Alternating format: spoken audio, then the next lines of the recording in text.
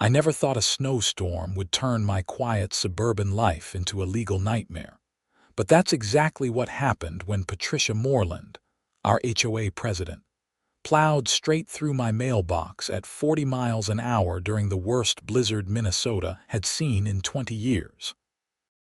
My name is Jennings, and I'd been living in the Maple Grove Estates subdivision in Bloomington, Minnesota, for about 3 years when this whole mess started.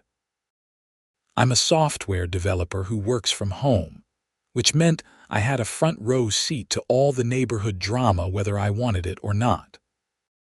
The subdivision was one of those cookie-cutter developments with 75 nearly identical houses, perfectly manicured lawns, and an HOA that took its job way too seriously. Patricia Moreland had been the HOA president for 6 years running, and she treated the position like she was running a small country. She was 53 years old, drove a white Lexus SUV that was always spotless, and had that particular haircut that seemed to be standard issue for women in positions of petty power. You know the one. She lived 4 houses down from me in a corner lot that she'd landscaped to within an inch of its life, complete with decorative stones that probably cost more than my first car. The blizzard hit on a Tuesday in late January. I'd been tracking the weather reports all week, watching the forecasters get increasingly worried about what was heading our way. They were calling it a once-in-a-generation storm, the kind that would dump 2 feet of snow in less than 24 hours with wind gusts up to 60 miles per hour. The governor had declared a state of emergency, and every business in the Twin Cities area was shutting down early. I'd stocked up on groceries the day before, made sure my generator was working, and settled in to ride out the storm. My house was warm, my internet was still functioning, and I had enough coffee to last me through the apocalypse if necessary. I was actually looking forward to a few days of uninterrupted work time while the world outside turned white. The snow started falling around 6 in the morning. By noon, there were already 8 inches on the ground, and it showed no signs of letting up. The wind was howling like something alive, and visibility was down to maybe 20 feet. I could barely see my neighbor's house across the street, and that was only because they'd left their porch light on. Around 3 in the afternoon, I was in my home office when I heard a tremendous crash. It was loud enough that I heard it clearly over the wind, a metallic crunch followed by the sound of something heavy hitting the ground. I jumped up from my desk and ran to the front window, peering out through the curtain of snow. At first, I couldn't see anything. The snow was coming down so thick it was like looking through a white curtain. But then I saw the taillights, 2 red dots in the swirling whiteness, and I realized there was a vehicle in my front yard. Not on the street where it should be, but actually on my property, right where my mailbox had been standing just a few hours ago. I grabbed my coat and boots and headed outside, immediately getting hit by the full force of the wind. The cold was shocking, the kind that steals your breath and makes your eyes water instantly. I struggled through the knee-deep snow toward the vehicle, which I could now see was a white Lexus SUV. Of course it was. Patricia was sitting in the driver's seat, her face red and her eyes wide. She was gripping the steering wheel like it was the only thing keeping her anchored to reality. When she saw me approaching, she rolled down her window about 2 inches. "Are you okay?" I shouted over the wind. "I'm fine," she snapped, which was such a typical Patricia response that I almost laughed. Here she was, having just driven off the road and into my yard, and she was already on the defensive. "What happened?" "The road is a mess. It's absolutely treacherous out here. The city should have had the plows out hours ago." She said this like it was a personal affront to her, like the blizzard was just poor planning on someone's part. I looked back at the street. There were no other cars visible, which made sense because anyone with any sense was inside right now. "Patricia, there's a state of emergency. No one is supposed to be driving." "I had HOA business to attend to," she said, as if that explained everything. "I was trying to document violations before they got covered by snow." I stared at her. "You were out in a blizzard looking for HOA violations." "Someone has to maintain standards," she said primly. Then she glanced past me toward where my mailbox used to be. "You're going to need to fix that mailbox. It's an HOA violation to not have a functioning mailbox." I turned around and looked at the wreckage. My mailbox, which had been a sturdy brick structure that matched my house, was now a pile of scattered bricks and twisted metal. The post had snapped clean off at the base. Pieces of Patricia's front bumper were mixed in with the debris. "You hit my mailbox," I said, keeping my voice level. "It was in the way," she replied. "And frankly, it was probably not up to code anyway. I'll have to check the HOA guidelines, but I believe mailboxes are supposed to be a certain distance from the street." I felt my jaw clench. "Patricia, my mailbox was exactly where it's been for 3 years. You drove into my yard and hit it." "That's your interpretation," she said. "Now I need to get home. I assume you can push me out." It took me a second to process that. "You want me to push your car out in a blizzard?" "Well, I certainly can't do it myself," she said, like I was being deliberately obtuse. I took a deep breath, counted to 10, and then counted to 10 again. "Patricia, I'm going to call a tow truck. You shouldn't be driving in this weather anyway. Don't be ridiculous." "No tow truck is coming out in this storm. Just push me out and I'll be on my way." "Your front bumper is hanging off your car," I pointed out. "And you just hit a brick mailbox. You need to file an insurance claim." Her expression changed then, going from imperious to something harder. "I will not be filing an insurance claim.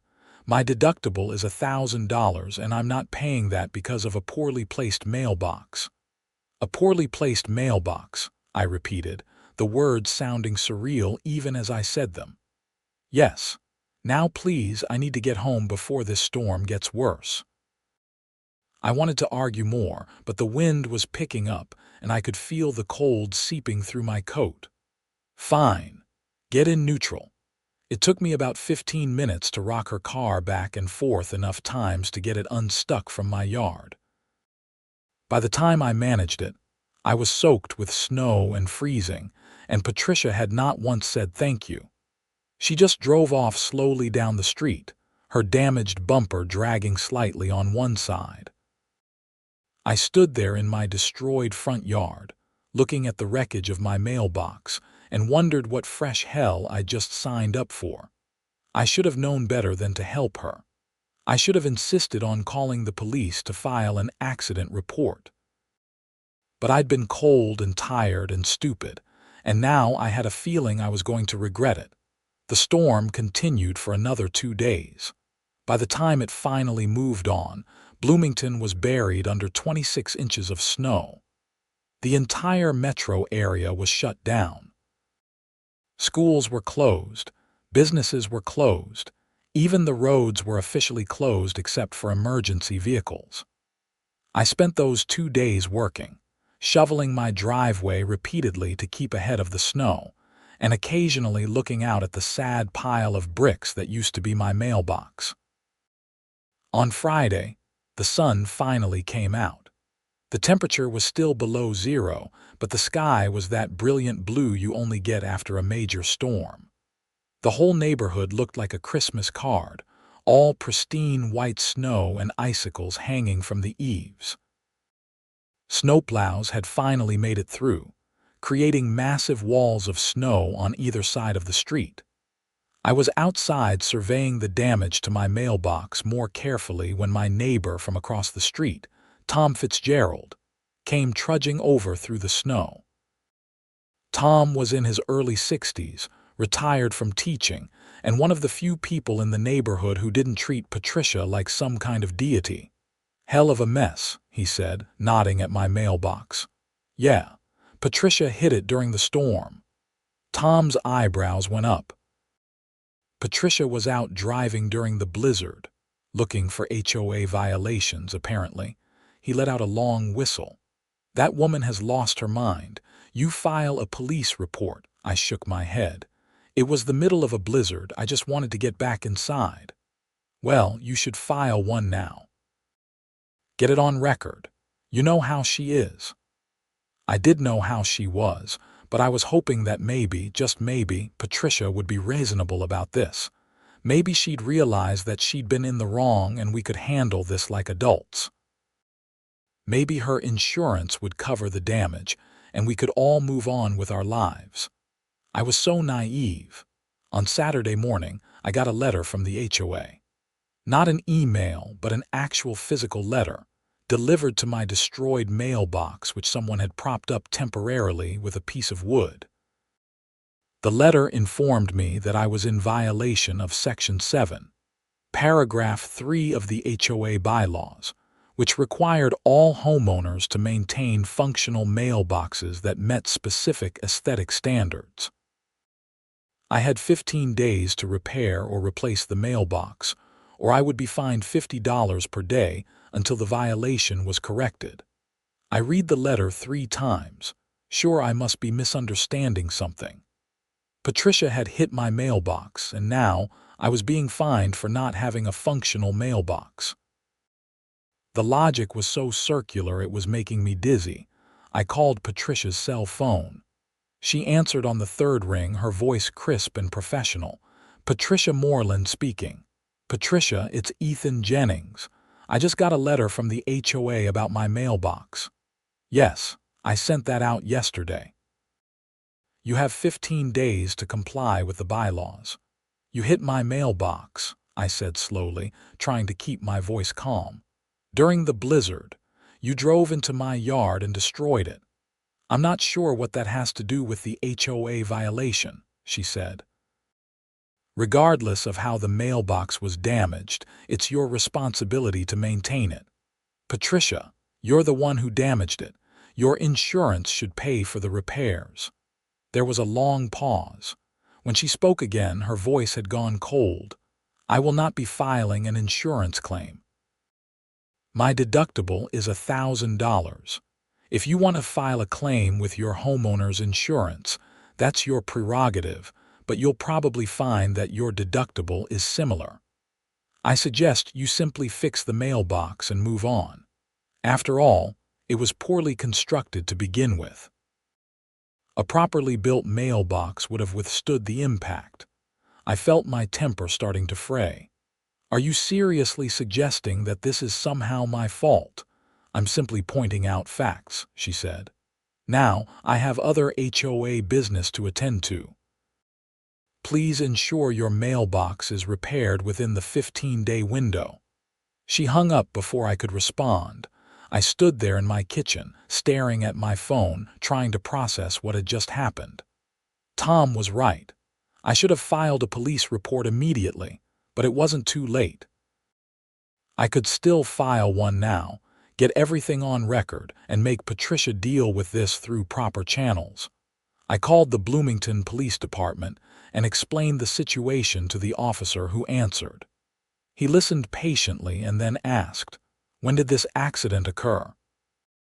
"Tuesday afternoon during the blizzard." "And you're just reporting it now." "I know, I should have called right away. But it was the middle of a state of emergency and I thought we could handle it between ourselves." The officer sighed. "Sir, I can take a report, but without any witnesses or immediate evidence, this is going to be a he said, she said situation. Did you take any photos of the damage immediately after the accident?" I tried to remember. I'd been so cold and focused on getting Patricia's car unstuck that I hadn't thought about documentation. "No, I didn't." "What about the vehicle damage? Did you document that?" Her front bumper was hanging off, and there were pieces of it in my yard mixed with the mailbox debris. "Do you still have those pieces?" I looked out my window at the front yard, now buried under 2 feet of snow. They're out there somewhere, under the snow. Another sigh. Sir, I'll send an officer out to take a report, but I want to be honest with you. Without immediate documentation, this is going to be difficult to prove. It'll be your word against hers about what happened. An officer came out that afternoon. His name was Officer Martinez, and he was professionally sympathetic as he took my statement and photographed the destroyed mailbox. He helped me dig through the snow until we found a few pieces of white plastic that could have been from Patricia's bumper. I'll include this in the report, he said, bagging the pieces. But you should know that Miss Moreland could claim these came from any vehicle. Do you have any security cameras? I shook my head. I'd thought about installing cameras but had never gotten around to it. Officer Martinez handed me a copy of the report. You might want to contact your insurance company, and if Miss Moreland tries to take any action against you, make sure you document everything. Take action against me, I repeated. Why would she do that? She's the one who hit my mailbox. He gave me a look that suggested he'd dealt with HOA disputes before. Just document everything, he repeated.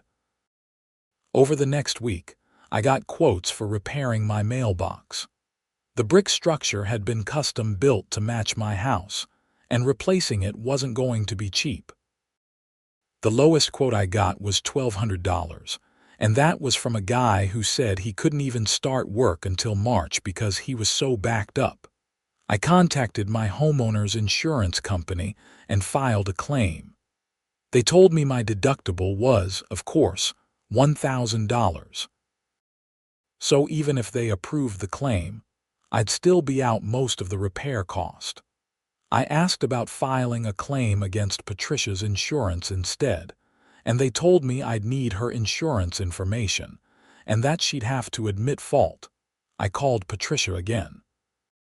This time she didn't answer, so I left a voicemail. Patricia, this is Ethan Jennings. I need your insurance information so I can file a claim for the mailbox damage. Please call me back. She didn't call back. Instead, 2 days later, I got another letter from the HOA. This one informed me that I now had only 6 days left to fix my mailbox before the daily fines would begin. It also included a reminder that all repairs had to be approved by the HOA Architectural Committee before work could begin, and that the approval process could take up to 30 days. So let me get this straight. I had 6 days to fix the mailbox or start paying fines, but any fix I attempted would take up to 30 days to approve. The logic was making my head hurt. I decided to try a different approach. I drafted a formal letter to the HOA board, outlining the situation and requesting that the violation notice be rescinded until the insurance situation was resolved. I detailed exactly what had happened during the blizzard, attached a copy of the police report, and explained that I was attempting to work with Patricia's insurance to cover the damages. I hand-delivered copies of the letter to each of the 5 HOA board members. Patricia was the president, but there were 4 other members: Donald Wright, the vice president, Sandra Chen, the treasurer, Michelle Foster, the secretary, and Robert Paulson, a member-at-large. Donald was the first one to respond. He called me that evening, his voice apologetic. Ethan, I got your letter. I had no idea Patricia was involved in the accident. She never mentioned that to the board. She hit my mailbox and then sent me a violation notice for not having a functional mailbox, I said. I'm not trying to cause trouble, but this seems pretty unreasonable. I agree completely. Let me talk to the other board members. We'll sort this out. I felt a wave of relief. Finally, someone reasonable. That relief lasted exactly 1 day. On Thursday evening, I got a call from Sandra Chen.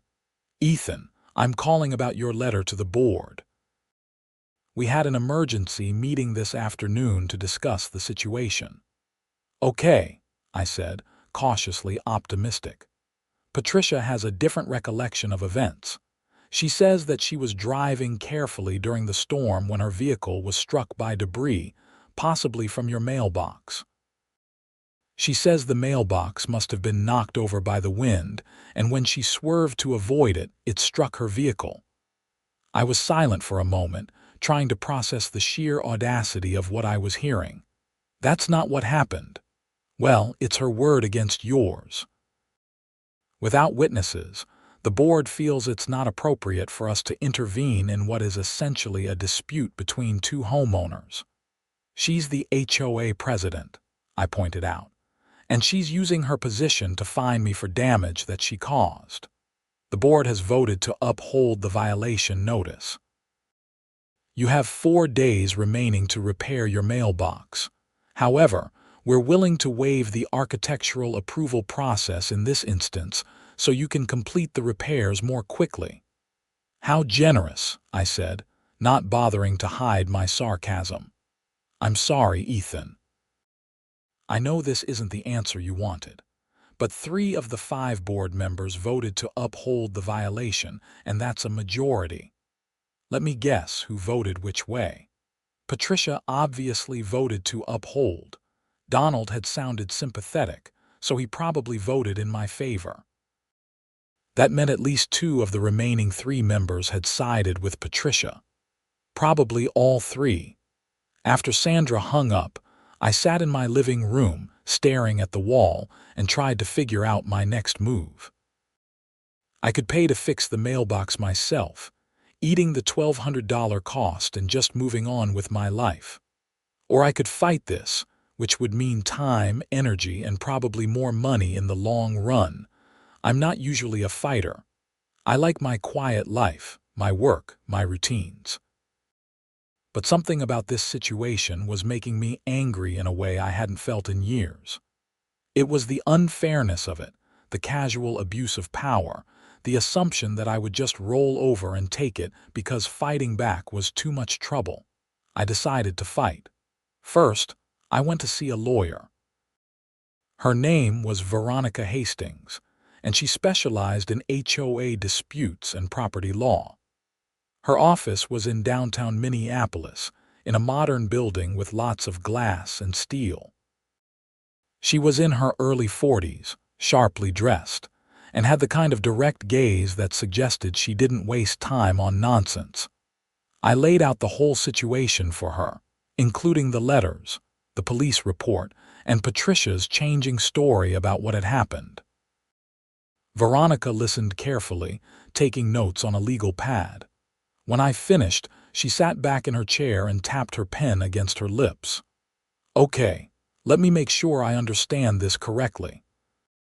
The HOA president hit your mailbox during a blizzard, refused to file an insurance claim, and is now fining you for not having a functional mailbox.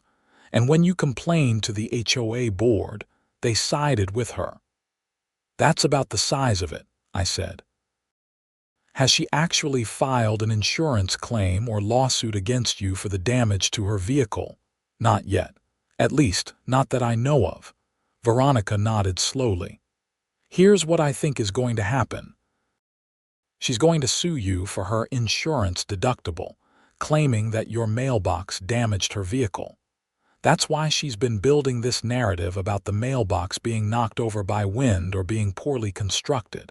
She's setting up a legal defense. Can she do that? I mean, can she actually sue me when she's the one who hit my mailbox? She can sue you for anything. Whether she'll win is another question. But yes, based on what you're telling me, I'd say there's a good chance she's going to file a lawsuit. Veronica leaned forward. Here's the good news. If she does sue you, and if we can prove that she's abusing her position as HOA president to retaliate against you, we can countersue for abuse of process and potentially violation of your rights as a homeowner. We might also be able to get her removed from the HOA board. How much is this going to cost me? I asked. My retainer is $3,000. If this goes to trial, we're looking at probably another $5,000 to $10,000 in legal fees. However, if we win, we can potentially recover those fees from her. I did some quick mental math. Even if I won, I was looking at thousands of dollars in legal fees, months of stress, and no guarantee of recovery. And that was on top of the $1,200 to fix my mailbox, which I still had to pay for either way. "Let me think about it," I said. "Don't think too long," Veronica advised. "You've got 4 days until those HOA fines kick in. That's $50 a day, which adds up fast. And if she's going to sue you, she'll probably do it soon. There's a statute of limitations on these things, but it's usually several years." I left her office feeling more depressed than when I'd arrived. Fighting this was going to cost me a small fortune, and there was no guarantee I'd win. But rolling over and paying for damage I didn't cause felt wrong in a way I couldn't articulate. That evening, I got a call from Tom Fitzgerald. "Hey, Ethan. My wife was talking to Michelle Foster at the grocery store today. Michelle feels terrible about the board vote. Not terrible enough to vote in my favor, apparently," I said. "She said Patricia convinced them that you were trying to avoid responsibility for a faulty mailbox.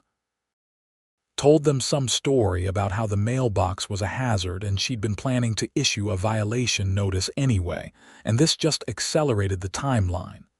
I let out a harsh laugh. "Of course she did. There's more. Michelle says Patricia has been talking to a lawyer too. Says she's going to sue you for the damage to her car." And there it was. Veronica had called it. "When?" I asked.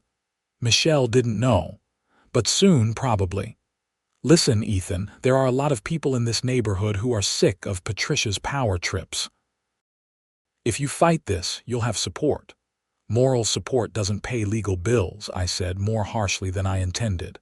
"Sorry, Tom, I appreciate it, I really do, I'm just frustrated." "I know, but you're not alone in this." After I hung up, I made my decision. I was going to fight. Not because it made financial sense. Not because I was guaranteed to win. But because someone needed to stand up to Patricia Moreland and her petty tyranny. If it cost me a few $1,000s to do it, so be it. The next morning, I called Veronica and told her I wanted to retain her services. Then I hired a contractor to rebuild my mailbox, paying the $1,200 out of pocket. I wasn't going to give Patricia the satisfaction of fining me on top of everything else. The contractor said he could have the mailbox rebuilt in a week, weather permitting. I thanked him and then started documenting everything. I went through all my correspondence with Patricia and the HOA, organized it chronologically, and made copies of everything. I took detailed photos of the mailbox damage from every angle. I even went around to my neighbors and asked if anyone had seen the accident or noticed Patricia's damaged car afterward. Most people were sympathetic, but couldn't help. However, Mrs. Henderson, an elderly woman who lived 2 doors down from Patricia, told me something interesting. "I saw Patricia drive by that afternoon," she said. "During the storm, I mean. I remember thinking what an idiot she was being out in that weather. Her car was all smashed up in the front. I figured she'd hit something, but I didn't know it was your mailbox." "Would you be willing to testify to that if it came to it?" I asked. She hesitated. "I don't want trouble with the HOA. Patricia already doesn't like me because I refused to take down my bird feeders last year." "I understand, but if it comes to it, it would really help." "Let me think about it," she said, which I understood meant probably not. 2 weeks after the accident, I got served with a lawsuit. A process server showed up at my door on a Sunday afternoon and handed me a manila envelope. Inside was a complaint filed in Hennepin County District Court. Patricia Moreland v. Ethan Jennings. Patricia was suing me for $1,000, the amount of her insurance deductible, plus court costs and attorney fees. The complaint alleged that I had negligently maintained my mailbox, creating a hazard that had damaged her vehicle. It claimed that the mailbox had been improperly secured and had fallen into the roadway during the storm, and that Patricia had been driving carefully when she'd been forced to swerve to avoid it, resulting in damage to her vehicle. The narrative she'd constructed was detailed and specific. According to her version of events, she'd been driving slowly down the street, exercising reasonable care given the weather conditions, when my mailbox had suddenly appeared in her path. She'd swerved to avoid it, but the mailbox had still struck her front bumper, causing significant damage. She'd then gotten stuck in my yard while trying to avoid further collision, and I had helped her get unstuck without mentioning any fault on my part or any damage to the mailbox. It was such a creative piece of fiction that I almost had to admire it. Almost. I called Veronica immediately. She told me to bring the complaint to her office first thing Monday morning. When I did, she read through it carefully, making notes in the margins. "This is actually good," she said. "How is this good?" I asked.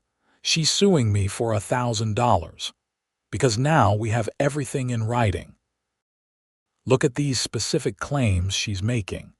She says the mailbox fell into the roadway. But your mailbox was a brick structure set back from the street. We have photos proving that. She says she was exercising reasonable care, but she was out driving during a state of emergency when all non-essential travel was prohibited. We can subpoena her cell phone records to prove where she was and why. And she says you helped her get unstuck without mentioning any damage to the mailbox. But that actually works in our favor because it proves she knew she'd hit your property." Veronica looked up at me, and she was almost smiling. She's overplayed her hand. She's put so much detail into her version of events that we can tear it apart piece by piece. And more importantly, we can now countersue for the cost of your mailbox, your legal fees and damages for abuse of process and HOA violation harassment. "How much can we sue for?" I asked. "Let me draft something and we'll talk about it. But I'm thinking we go for the full cost of your mailbox, your legal fees, compensation for the HOA fines she threatened, and punitive damages for abuse of her position as HOA president. We're probably looking at somewhere between $15,000 and $20,000. I felt a surge of vindication mixed with nervousness. Will we win? I can't make guarantees. But based on what you've told me and what she's claimed in her complaint, I think we have a very strong case. The key is going to be proving that she's abused her position as HOA president to retaliate against you for not accepting fault." Over the next few weeks, Veronica got to work. She filed an answer to Patricia's complaint, denying all her allegations. She also filed a counterclaim on my behalf, alleging negligence, abuse of process, and violations of Minnesota's HOA statutes. The counterclaim laid out the entire sequence of events in detail, including Patricia's decision to drive during a state of emergency, the accident, her refusal to file an insurance claim, and her subsequent harassment through HOA violations and fines. The amount we sued for was $18,000, $1,200 for the mailbox, $6,000 for estimated legal fees, and $10,000 in punitive damages. Patricia's response came 2 weeks later. Her lawyer filed a motion to dismiss our counterclaim, arguing that it was retaliatory and without merit. We responded with our own motion, requesting discovery including Patricia's cell phone records, her vehicle repair records, and all HOA correspondence related to my property. The whole process was grinding and slow and expensive. Every motion, every response, every piece of paperwork meant more hours of Veronica's time and more money out of my pocket. By March, I'd already spent nearly $5,000 in legal fees, and we hadn't even gotten to depositions yet. But something else was happening too.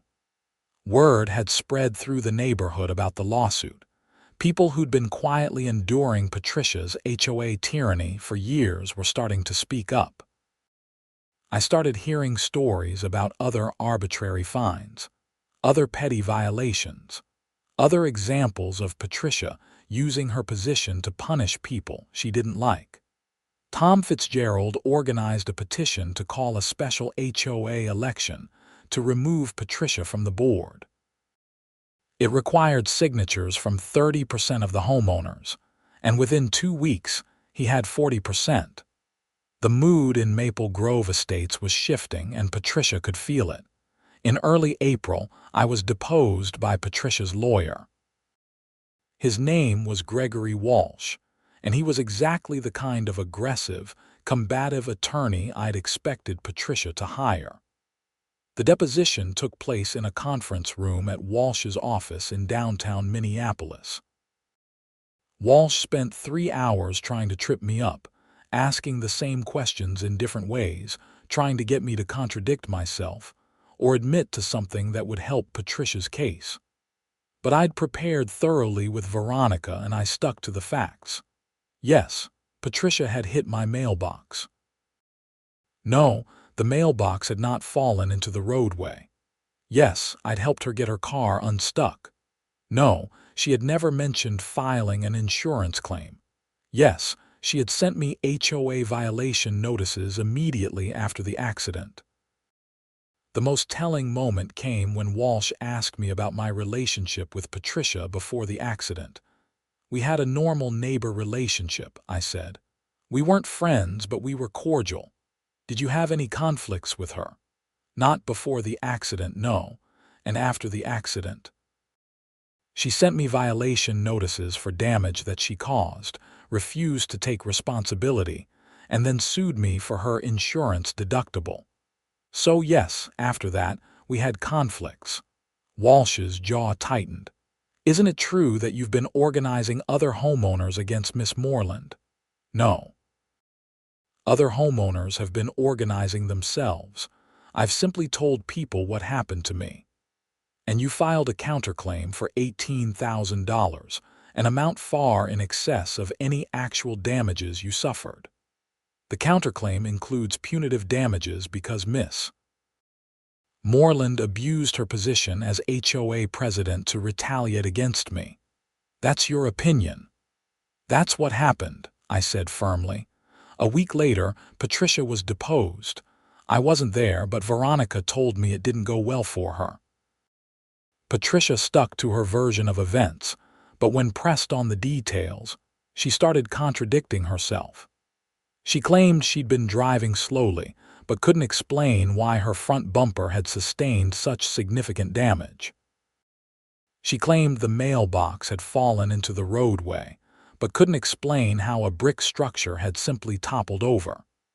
She claimed she'd been conducting essential HOA business during the blizzard, but when asked to specify what business, she became evasive.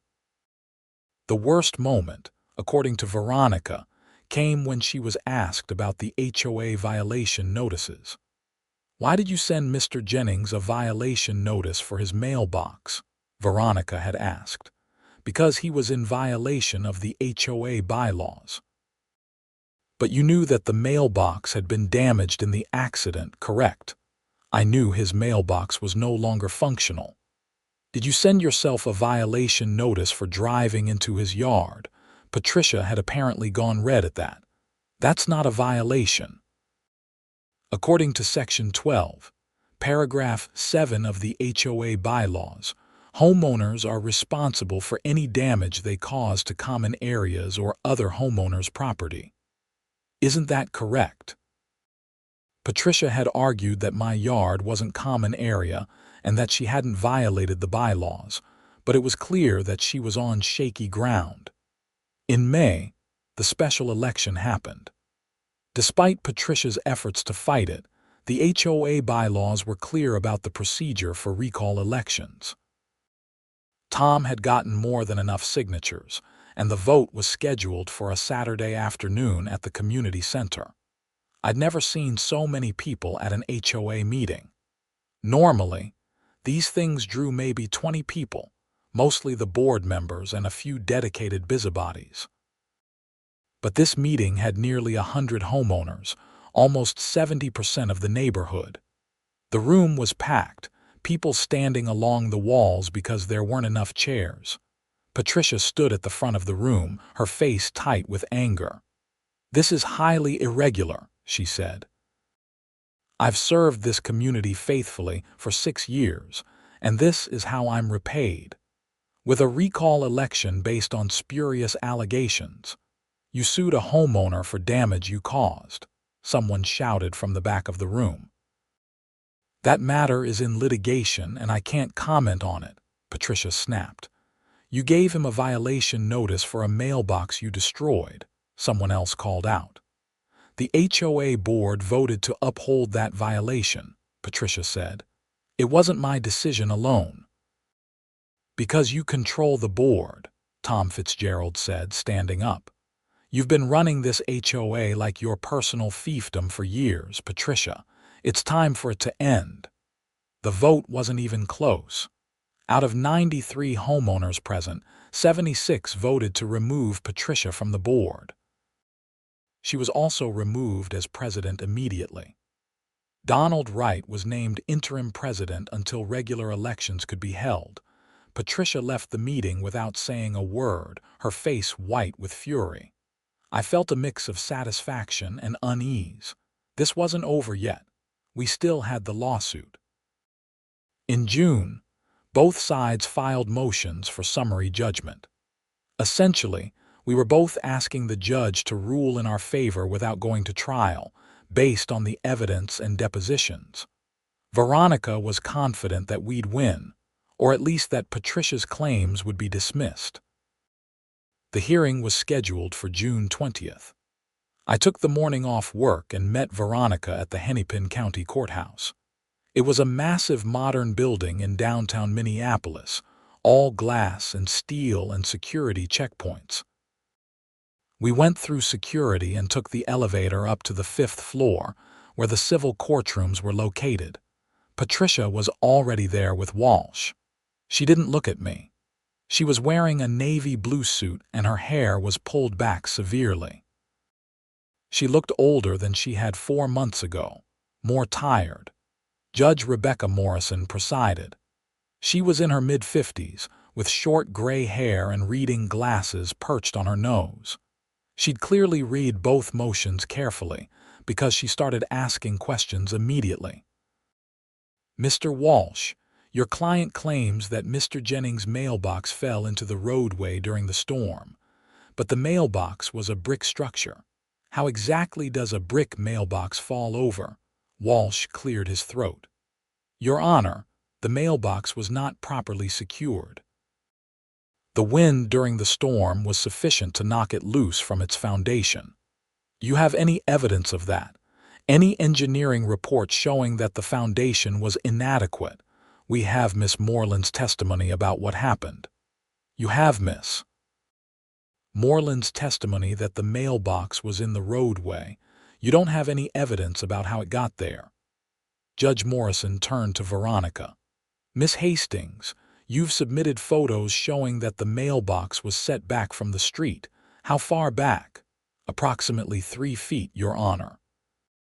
"Which is consistent with HOA requirements and city code. So for the mailbox to end up in the roadway, it would have had to fall forward 3 feet, plus however many additional feet to reach the actual street." "That's correct, Your Honor." Judge Morrison looked back at Walsh. "That seems physically implausible, Mr. Walsh. Your Honor, without examining the actual scene, we can't know exactly what happened. The accident occurred 4 months ago. Your client has had ample time to request an examination of the scene. The fact that you haven't suggests that you don't expect it to support your case." Judge Morrison made a note on her legal pad. "Let's talk about the fact that Miss Moreland was driving during a state of emergency when all non-essential travel was prohibited. Miss Hastings, you've argued that this constitutes negligence per se." "Yes, Your Honor. Governor Walz had declared a state of emergency and specifically ordered all non-essential vehicles off the roads. Miss Moreland violated that order. Under Minnesota law, violation of a safety statute is negligence per se. Mr. Walsh, how do you respond? Your Honor, Miss Moreland was conducting HOA business. That's essential. Judge Morrison's eyebrows went up. HOA business is essential during a blizzard. What business specifically? Walsh glanced at Patricia. She was documenting potential violations. So she was driving around in a blizzard looking for code violations, and you're arguing that's essential travel. She was performing her duties as HOA president. Mr. Walsh, if I drive to my office during a state of emergency to file some paperwork, I'm still violating the emergency order. The fact that I'm doing work doesn't make it essential. Essential means life and death, emergency services, critical infrastructure. Documenting HOA violations is not essential. Walsh started to respond, but Judge Morrison held up her hand. Let's move on. Miss Hastings, you've filed a counterclaim that includes allegations of abuse of process and violations of HOA statutes. Explain. Veronica stood. Your Honor, immediately after the accident, Miss Moreland began using her position as HOA president to retaliate against Mr. Jennings. She sent him violation notices for the mailbox damage that she had caused. When he complained to the HOA board, she convinced the other board members to uphold the violation. She threatened him with daily fines unless he repaired damage that she was responsible for. And then she filed this lawsuit, not because she had a legitimate claim, but to intimidate him into paying for damage to her vehicle. That's a serious allegation, Judge Morrison said. We have documentation of all of it, Your Honor. The violation notices, the HOA board minutes, testimony from other homeowners about Miss Moreland's pattern of abusing her position. Mr. Jennings wasn't the first person she retaliated against. He was just the first person to fight back. And notably, after Mr. Jennings began fighting back, the homeowners voted to remove Miss Moreland from the board. That vote was 76-17. That should tell you something about how the community viewed her conduct. Judge Morrison looked at Walsh. Mr. Walsh. Your Honor, the HOA violation notices were a separate matter.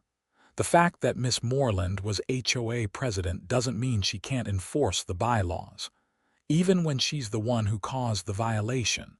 The HOA board voted to uphold the violation. It wasn't just Miss Moreland, but Miss Moreland is the president, and she presented the matter to the board. Presumably, she had significant influence over how they voted. Judge Morrison made another note. Here's what I'm going to do. Mr. Walsh, I'm granting Miss Hastings' motion for summary judgment and dismissing your client's claims. The evidence simply doesn't support the narrative that Mr. Jennings' mailbox fell into the roadway. The much more plausible explanation is that your client, driving during a state of emergency in violation of the governor's order, drove off the road and struck the mailbox. That makes her liable for the damage, not Mr. Jennings. Walsh's face went red, but he nodded. Yes, Your Honor. As for the counterclaim, I'm denying the motion for summary judgment there. There are factual issues that need to be resolved at trial. However, I will say that Miss Hastings has presented compelling evidence of abuse of process. If this case goes to trial and those allegations are proven, I would be inclined to award significant damages. Judge Morrison looked directly at Patricia. Miss Moreland, I strongly suggest you consider settling this case. Patricia's face was white. She whispered something to Walsh, who nodded and said, Your Honor, we'd like to request a continuance to discuss settlement. Granted. You have 30 days. If you haven't reached a settlement by then, we'll schedule a trial date. We all stood as Judge Morrison left the courtroom. As soon as she was gone, Patricia turned to Walsh and they walked quickly out of the courtroom, not looking at me or Veronica. In the hallway, Veronica turned to me with a grin. That went about as well as it could have. So what happens now? Now we wait. Patricia's lawyer is going to call me in the next few days to discuss settlement.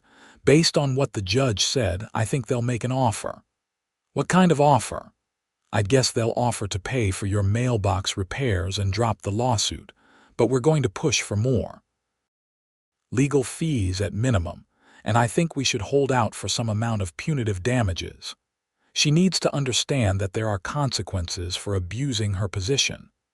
3 days later, Walsh called Veronica with a settlement offer. Patricia would drop her lawsuit, pay for the mailbox repairs, and pay $5,000 toward my legal fees. In exchange, I would drop my counterclaim and sign a non-disclosure agreement about the settlement. Veronica called me immediately. "What do you think?" I thought about it.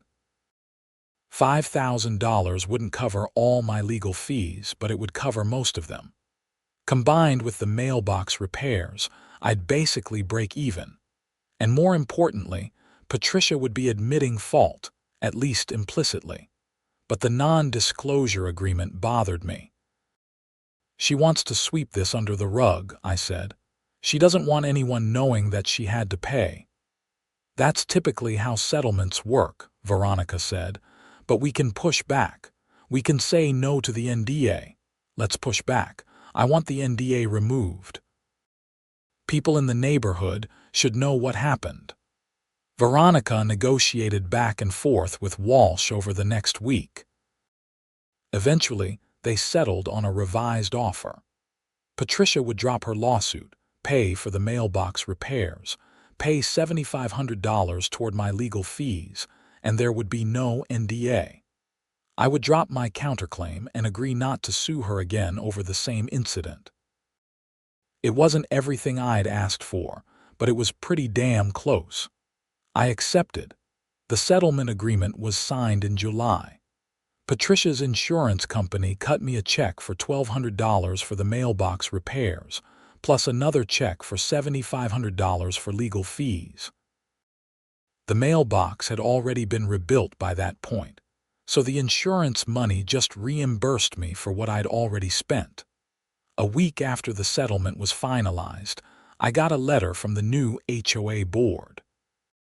Donald Wright had been elected president, and the board had voted unanimously to rescind all violation notices that had been issued to my property. The letter also included an apology for how the situation had been handled. I ran into Patricia one more time, about a month after the settlement. I was at the grocery store in Bloomington, loading bags into my car when I saw her coming out of the store with her own cart. She saw me and hesitated, clearly trying to decide whether to walk past me or go back inside and wait until I left. I made the decision for her. "Patricia." She stopped, her expression wary. "Ethan." "I just wanted to say that I hope you learned something from all this." Her face tightened. "I don't need lectures from you. I'm not lecturing you. I'm just saying that power comes with responsibility.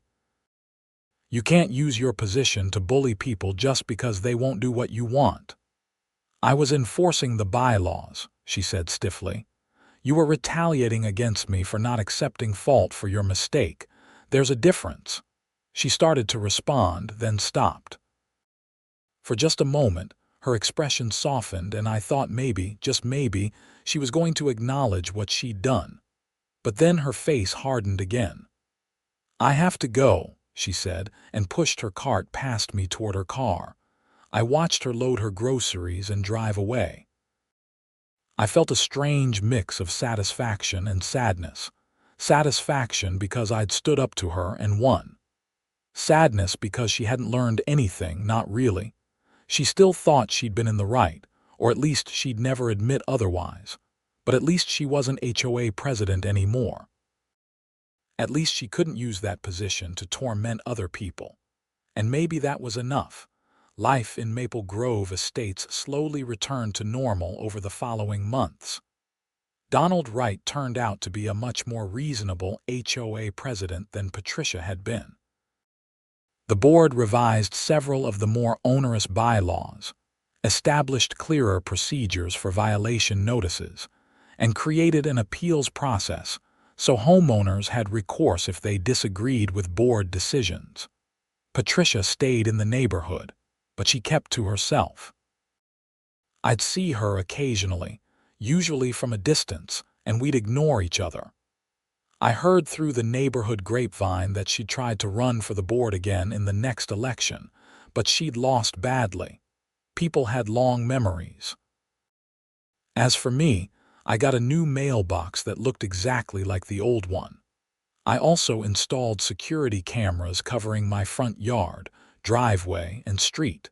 I wasn't going to be caught without evidence again. Tom Fitzgerald bought me a beer one evening in August. We sat on his back deck, watching the sun set over the neighborhood, and he raised his glass. "To standing up to tyrants," he said. "Even petty ones," I agreed, clinking my glass against his. "Especially petty ones. Those are the ones that make daily life miserable." Looking back on the whole ordeal, I'm still not sure if I made the right choice by fighting. It cost me time, money, and stress. There were days when I wished I'd just paid for the mailbox and moved on. But then, I think about the other homeowners who'd been quietly suffering under Patricia's tyranny, and I think about how the neighborhood changed after she was removed from power. I think about how much better things are with a reasonable HOA board. And I think about Judge Morrison's face when Walsh tried to argue that driving around in a blizzard looking for HOA violations was essential travel. That alone was almost worth the cost of admission. The whole experience taught me something important about standing up for yourself. It's easy to say you should fight back against injustice, but it's a lot harder when it's your money, your time, and your peace of mind on the line. There's a reason most people just roll over when faced with petty tyrants like Patricia Moreland. Fighting back is expensive and exhausting. But sometimes it's necessary. Sometimes you have to stand up not just for yourself, but for everyone else who's been too tired or too scared or too broke to fight. Sometimes you have to be the one who says enough is enough, even when it costs you. I got lucky in a lot of ways. I had the financial resources to hire a good lawyer. I had a case that was clearly in my favor. I had neighbors who supported me and a judge who saw through Patricia's nonsense. Not everyone has those advantages, but I also worked for it. I documented everything. I stayed calm even when I wanted to scream. I listened to my lawyer's advice. I made strategic decisions instead of emotional ones, and in the end, it paid off. One cold evening in December, almost a year after the blizzard that started everything, I was sitting in my living room with a cup of coffee when I saw fresh snow starting to fall. The weather service was predicting another big storm, nothing like the one from the year before, but still significant. 8 to 12 inches overnight, they were saying. I watched the snow fall and thought about Patricia driving around in the blizzard, so focused on catching people in violations that she drove straight into my mailbox. I thought about her face in the courtroom when Judge Morrison dismissed her case. I thought about her in the grocery store parking lot, still unable to admit she'd been wrong. And I thought about my new mailbox, standing solid and strong in my front yard, with cameras watching over it just in case. Some people never learn, but that doesn't mean we stop teaching them. The snow continued to fall, blanketing the neighborhood in white. Inside my warm house, I smiled. Let it snow, I thought. Let it snow as much as it wants. My mailbox isn't going anywhere, and neither am I. This neighborhood, this little slice of suburban Minnesota, was my home. I'd fought for my right to live here in peace, free from petty tyrants and their power trips, and I'd won. Not everyone can say that, but I could, and that made all the difference. The legal battle with Patricia Moreland was over, but its effects rippled through Maple Grove estates for a long time afterward. Other homeowners who'd been bullied by the previous HOA board started coming forward with their own stories. Some wanted to reopen old violations that they'd been forced to pay. Others just wanted someone to listen, to acknowledge that what had happened to them was wrong. Donald Wright handled it all with impressive patience. He set up a review committee to look at violations issued during Patricia's tenure. They didn't overturn everything. Some of the violations had been legitimate, but they did find a pattern of selective enforcement and retaliatory behavior. Several homeowners received refunds for fines that should never have been assessed. The new board also implemented reforms to prevent future abuse. They created term limits for board positions, so no one could serve as president for more than 4 consecutive years. They established clearer guidelines for what constituted a violation and what the appropriate penalties were. They required board members to recuse themselves from any vote involving their own property or direct neighbors. And they created an independent appeals committee made up of homeowners who weren't on the board. All of these changes took months to implement and required amendments to the HOA bylaws. But by the following spring, Maple Grove Estates had transformed from a neighborhood ruled by one person's whims into something much more democratic and fair. I went to several of the board meetings where these changes were discussed and voted on.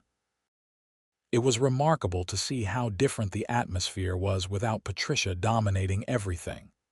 People felt free to speak up, to disagree, to suggest alternatives. Donald would actually listen to concerns instead of dismissing them. Votes were taken democratically instead of being predetermined. During one meeting in March, a homeowner named Lisa Martinez stood up during the public comment period. She was a single mom with 2 kids who lived on the east side of the development. "I just want to thank Ethan Jennings," she said, her voice shaking slightly. "2 years ago, Patricia fined me $300 because my son's bike was visible from the street. Not on the street, just visible. It was parked next to our garage. I couldn't afford to fight it, so I paid. But because of what Ethan did, because he stood up to her, the review committee refunded my fine last month. That $300 made a huge difference to my family. So thank you." I felt my face get hot as people turned to look at me. I nodded at her, not trusting myself to speak. After the meeting, several other people came up to thank me as well. It was humbling and a little overwhelming. I hadn't fought Patricia to become some kind of neighborhood hero. I'd fought her because she'd hit my mailbox and then blamed me for it. But I was starting to understand that my fight had been bigger than just me. In April, I got an unexpected call from a reporter at the Minneapolis Star-Tribune. Her name was Jennifer Reeves, and she was working on an article about HOA abuse in Minnesota. Someone had told her about my case, and she wanted to interview me. I was hesitant at first. The lawsuit was over, the settlement was finalized, and I'd moved on with my life. Did I really want to dredge it all up again for a newspaper article? But then Jennifer explained that HOA abuse was a growing problem across the state. She'd found dozens of cases similar to mine. People who'd been bullied, harassed, and financially damaged by HOA boards that had too much power and too little oversight. She wanted to write an article that would bring attention to the issue and hopefully lead to legislative reforms. "Your case is interesting because you won," she said. "Most people don't. Most people either can't afford to fight or they give up because it's too exhausting. But you saw it through to the end and you got justice. That's the kind of story that gives other people hope." I agreed to the interview. We met at a coffee shop in Minneapolis, and I told her the whole story from beginning to end. She took detailed notes and asked insightful questions.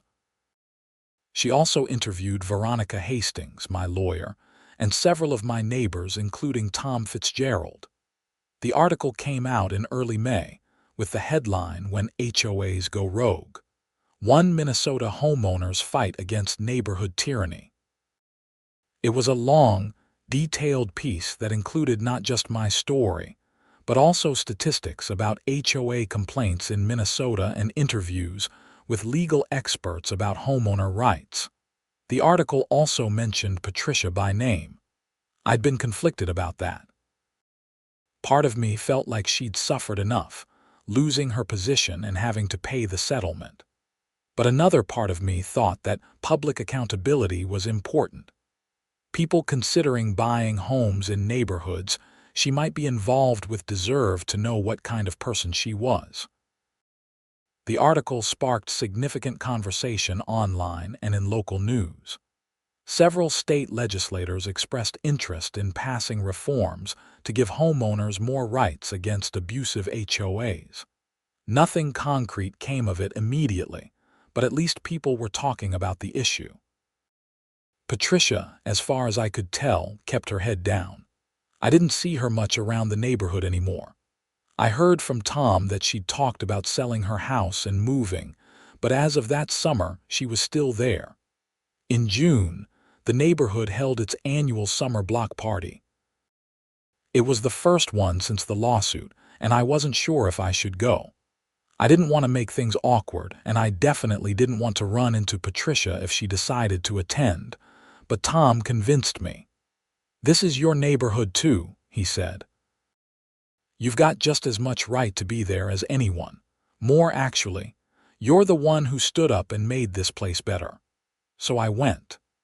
The block party was held in the community park, a nice green space in the center of the development with picnic tables, a playground, and a small pavilion. There was a lot of food, a lot of kids running around, and a generally festive atmosphere. Patricia wasn't there. I don't know if she deliberately stayed away or if she just wasn't interested, but her absence made everything easier. People were relaxed and friendly. Several of them came up to talk to me, not about the lawsuit necessarily, but just normal neighbor conversation. It felt good. Late in the afternoon, Donald Wright called everyone together under the pavilion for some announcements. He talked about upcoming neighborhood events, some maintenance that was planned for the common areas, and then he surprised me. "I want to take a moment to recognize someone who made a significant difference in our community," he said. "Last year, Ethan Jennings stood up against abuse of power in our HOA. Because of his courage and perseverance, we were able to implement reforms that have made Maple Grove Estates a better place to live. We're grateful for what he did, and we wanted to show our appreciation." He handed me a plaque. It was simple but nice, with an inscription that read, "To Ethan Jennings, for exemplifying good citizenship and standing up for what's right, with gratitude from your neighbors at Maple Grove Estates." I was genuinely touched. I made a short speech thanking everyone for their support and emphasizing that the reforms Donald had implemented were the real achievement. But privately, I was grateful for the recognition. It validated all the stress and expense I'd gone through. That evening, as I walked back to my house with the plaque under my arm, I felt something I hadn't felt in a long time: genuine contentment with where I lived. For years, even before the mailbox incident, there'd been an undercurrent of tension in the neighborhood. Everyone was always a little worried about getting a violation notice, a little worried about stepping on Patricia's toes. That tension was gone now, replaced by something healthier. Summer turned to fall, and life continued on. I kept working from home, kept going to the occasional HOA meeting, kept living my quiet life. The mailbox stood undamaged through several rainstorms and one early snowfall. The security cameras I'd installed never caught anything more exciting than the occasional raccoon. In October, I got an email from Veronica Hastings. She'd moved to a different law firm and wanted to let me know her new contact information in case I ever needed legal help again. At the end of the email, she wrote, "I wanted you to know that your case has become something of a teaching tool in the legal community. I've presented it at 2 conferences about HOA law, and it's being studied as an example of how to successfully challenge HOA abuse. You made a difference that goes beyond just your neighborhood." That made me smile. If some good could come out of the whole mess, if other people could learn from what happened to me, then maybe it was all worth it. November brought the anniversary of the blizzard. I watched the weather reports nervously as another major snowstorm was predicted, but this one ended up veering south and mostly missing the Twin Cities. We got about 4 inches of snow, nothing like the previous year. I shoveled my driveway, cleared the snow off my mailbox, and went back inside. Simple tasks, but they felt significant. A year ago, a snowstorm had upended my life. Now it was just weather. In December, I heard through the neighborhood grapevine that Patricia had finally put her house up for sale. I wasn't sure how I felt about that. Part of me was relieved that I wouldn't have to see her anymore. But another part of me was a little sad. I'd never wanted to drive her out of the neighborhood. I just wanted her to take responsibility for her actions. But I suppose that's what happens when you build your identity around power and control. When that power is taken away, there's not much left. Patricia couldn't handle living in a neighborhood where she was just another homeowner instead of the person in charge. Her house sold in January, about 13 months after the blizzard. I never saw her again after that. I heard she moved to a condo in Minneapolis, somewhere without an HOA. I hoped she'd learned something from everything that happened, but I doubted it. Some people are just too invested in their own righteousness to ever admit they were wrong. The new owners of Patricia's house were a young couple named David and Sarah Thompson. They had a toddler and a golden retriever, and they were friendly and easygoing. Sarah brought over cookies a few days after they moved in, and we had a nice conversation on my front porch. "We heard there was some drama with the previous owner," she said carefully. "Something about the HOA. Yeah, there was, but it's all settled now. The current HOA board is great. You won't have any problems." She looked relieved. "Good. We were worried. Some of the online reviews of this neighborhood mentioned HOA issues. Those reviews were probably from when Patricia Moreland was president. Things are different now." Life went on. Seasons changed. The neighborhood settled into a comfortable rhythm. The reforms that Donald and the board had implemented became normalized, just the way things were done. New homeowners moved in, unaware of the drama that had unfolded before they arrived, and me. I kept living my quiet life. Working from home, going for walks around the neighborhood, occasionally attending HOA meetings. My mailbox stood solid and undamaged, a brick monument to the principle that sometimes you have to stand up for yourself, even when it's expensive and exhausting and scary. Sometimes I'd see the mailbox when I was leaving for work or coming home, and I'd remember everything that happened. The crash during the blizzard, Patricia's refusal to take responsibility, the violation notices and the lawsuit, the courtroom and the settlement. All of it stemmed from one moment of carelessness on a snowy day, but I'd also remember the good things that came out of it. The reforms, the homeowners who got their money back, the conversation about HOA abuse that my case helped spark. Lisa Martinez's voice shaking as she thanked me at that board meeting. The plaque sitting on my bookshelf. One day in late spring, about 16 months after the incident, I was working in my home office when there was a knock on my door.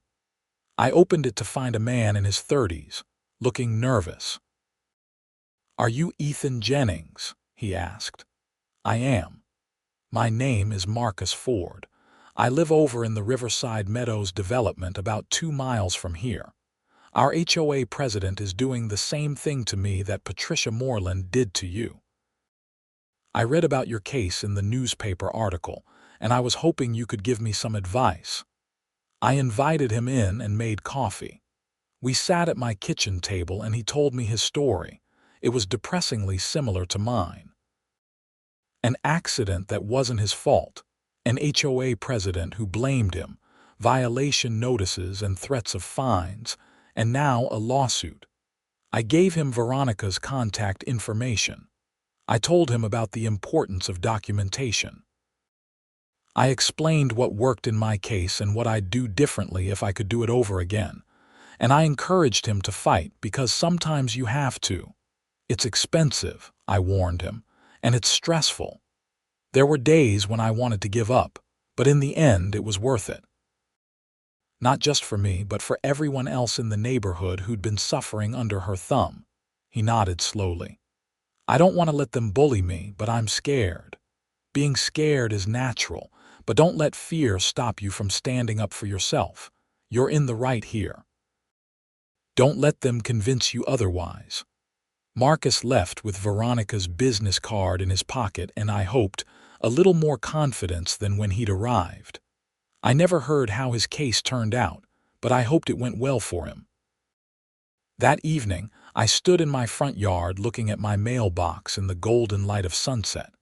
It was just a mailbox, brick and metal and wood, a place for the postal carrier to leave my mail. But it had become something more than that. It had become a symbol of standing up for yourself, of fighting back against petty tyranny, of refusing to accept blame for something you didn't do. My name is Ethan Jennings, and I live in Maple Grove Estates in Bloomington, Minnesota. I'm just a regular guy, a software developer who works from home and lives a quiet life. But for a brief time, I was a guy who fought an HOA president and won. And that made all the difference, not just for me, but for everyone around me. The mailbox stood solid and strong, ready to withstand whatever weather came its way. And so did I.